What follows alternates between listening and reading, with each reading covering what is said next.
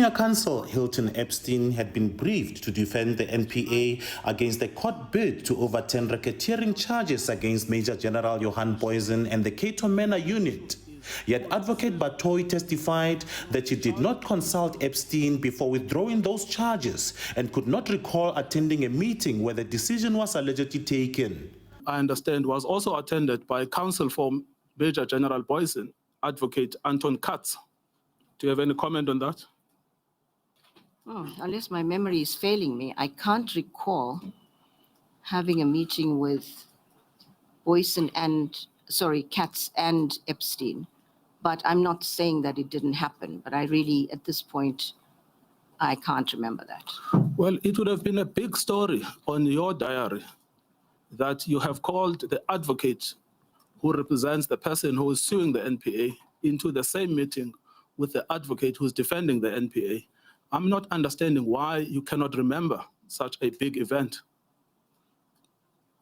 Well, it may be a big event in your calendar, Advocate, but for me, I meet with lots of counsel, and I cannot recall whether they were both in the same meeting. So your answer is, I don't remember. That is correct. I do not remember. Just like you don't remember if you got an opinion from him or not. That is correct. Yes. Now, I am also told that it was at that meeting that you instructed the state attorney to withdraw the opposition to the Major General Booysen application. What date was that? 6th of March, 2019. I presume you also can't remember. I can't. Can I ask you then, Advocate Batohi, because legal opinions are privileged information, can I ask Advocate Epstein to give me from his records the advice, if any, that he gave you? This is an inquiry seeking to establish the facts. I have no issue with that. Batohi also denied insinuating in her earlier testimony that Advocate Chauke was captured or implicated in the State Capture Commission, allegations raised by Ngcukaitobi, who argued her references to state capture were prejudicial. Do you have any personal knowledge that Advocate Chauke was involved in state capture? I don't have any personal knowledge. Yes, all right. So then it was grossly irresponsible of you to mention state capture in the context of Advocate Chauke when you have no personal knowledge of his involvement in state capture.